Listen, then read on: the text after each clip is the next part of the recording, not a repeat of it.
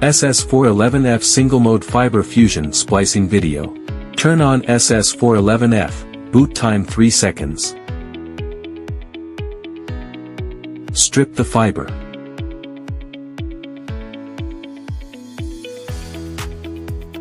Clean the fiber.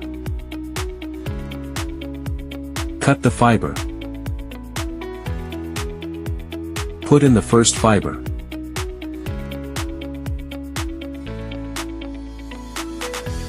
Strip the fiber.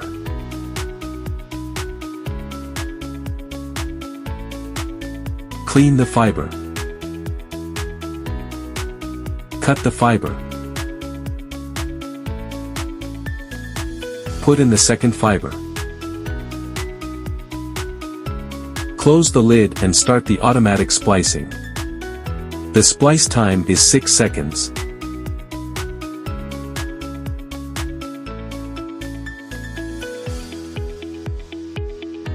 Casing heating. Heating time, 15s, with preheating function on.